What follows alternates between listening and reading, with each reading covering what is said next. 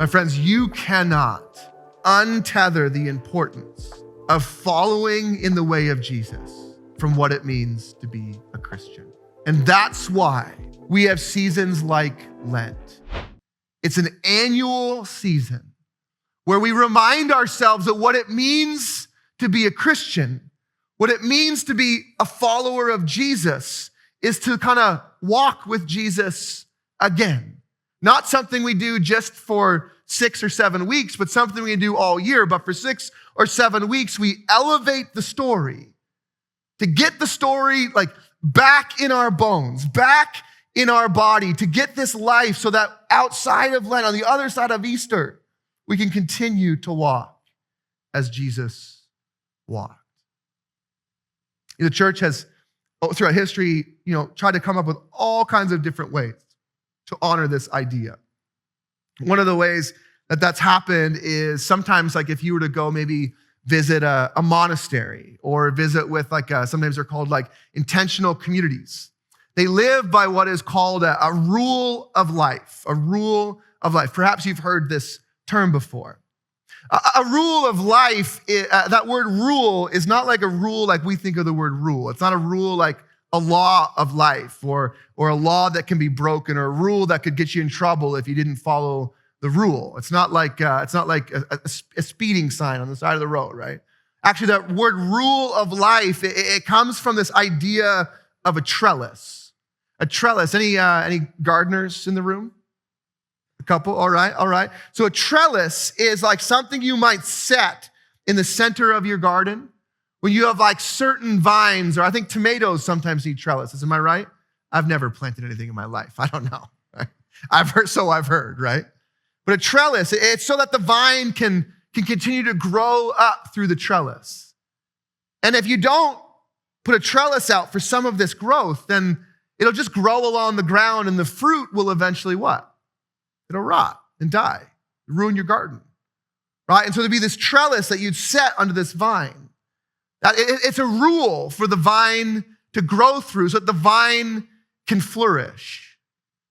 And actually, like when you're in a garden and you put that trellis in your garden, nobody comes along when it's time to eat the tomatoes and go, whoa, that's a really nice trellis you got there.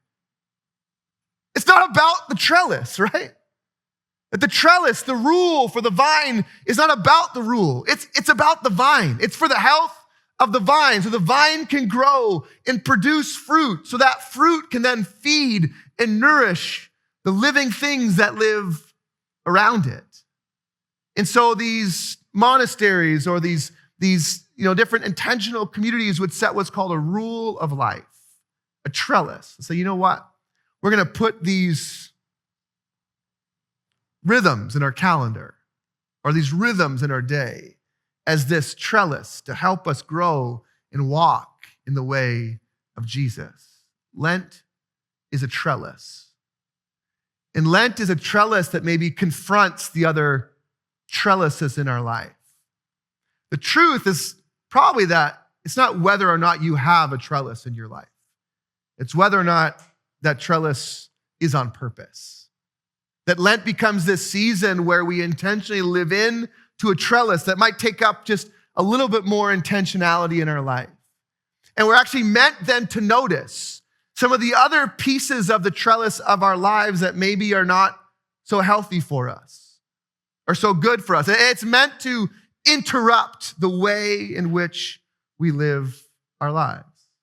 As you came in today, you got one of these cards with an hourglass on the top of it. You want to just grab that for a minute? This card outlines some of our trellis, our collective trellis for the season. The first and obvious one that actually we didn't even write on here because it's so obvious that we'll continue to gather here on Sundays through Lent.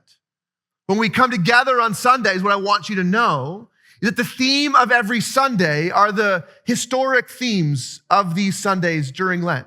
That we'll join in the global trellis of this season and touch on those same themes that people are touching on all around the globe. One of the trellises we're inviting us into is to pray together on Wednesdays through Lent. And we'll flip over in a minute, but on Wednesdays through Lent, we want to invite people to pray wherever you're at on that day at the same times as the rest of our community.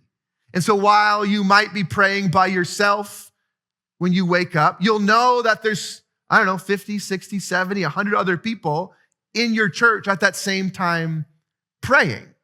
In fact, we're going to help you with that. So this coming Wednesday will be the first one. We're going to release some prayer guides through our West Winds app. You should get it. That's the best place to look. But also westwinds.org/Lent. The prayer guides will be there as well. So if you want to, you can even pray the same words that people in our community is praying, or use those words as a launching pad into more prayer for you, but it'll help us center and be praying around the same things together.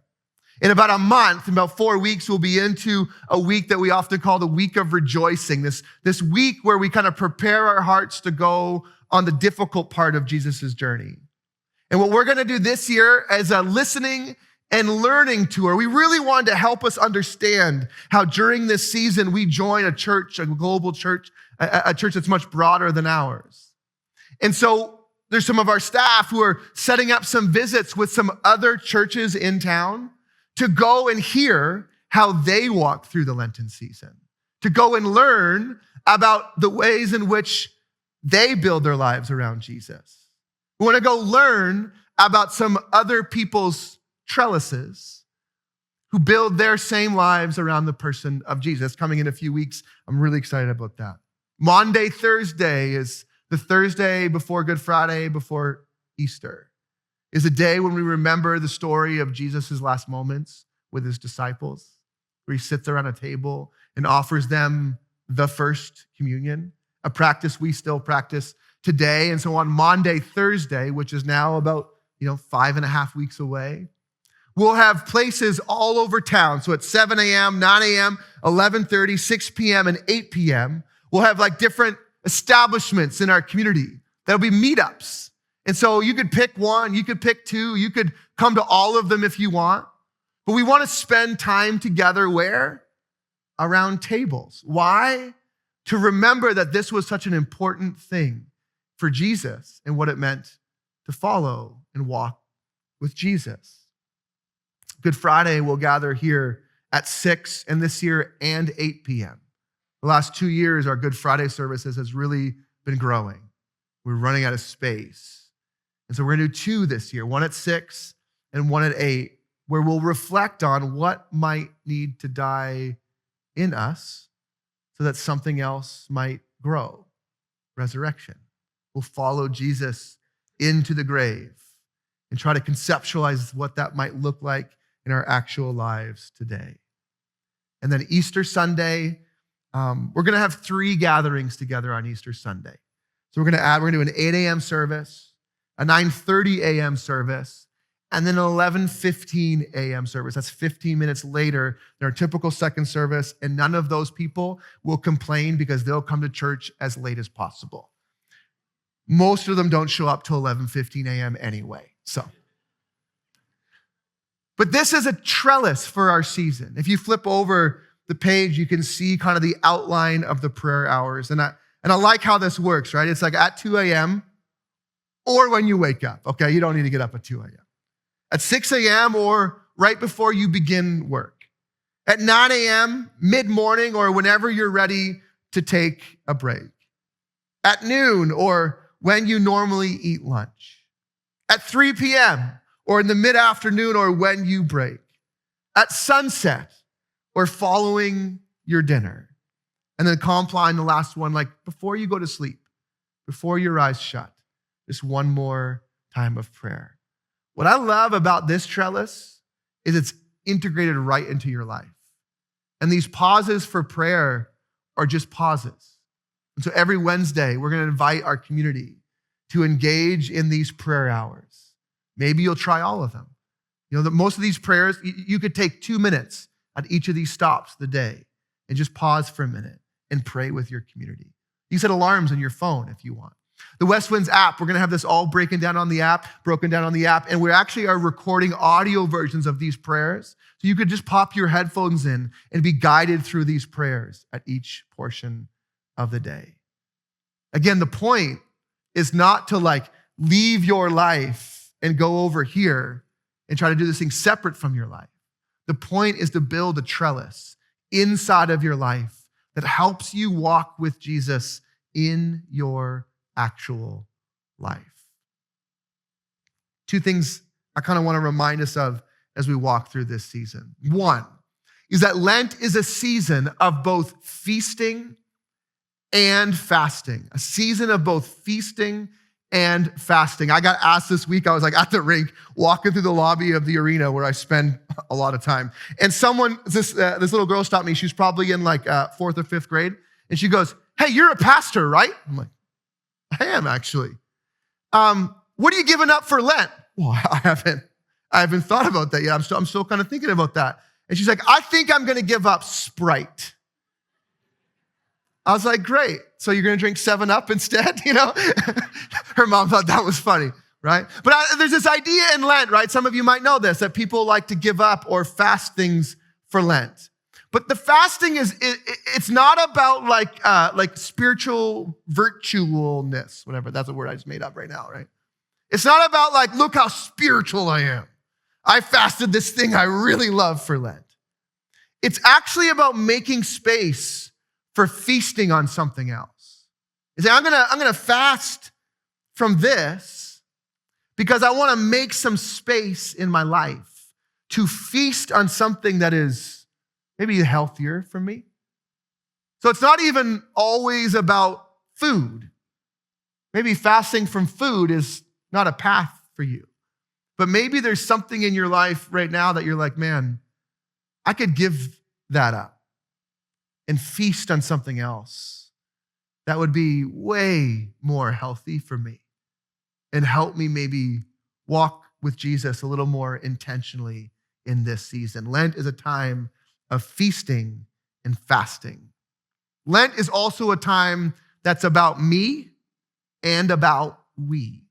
So the other thing with Lent is sometimes Lent can get framed like this really introspective journey, right? It's like this like independent pilgrimage I'm gonna go on. I'm gonna fight through this. I want to remind you that Lent is a season of the church, that it's actually about us. And there are a lot of me kind of moments, but they're me moments inside of a vehicle with other people on this long road trip towards the cross and resurrection of Jesus. And so, yeah, there's going to be moments and callings and commitments on your own life to maybe be introspective or shift some things.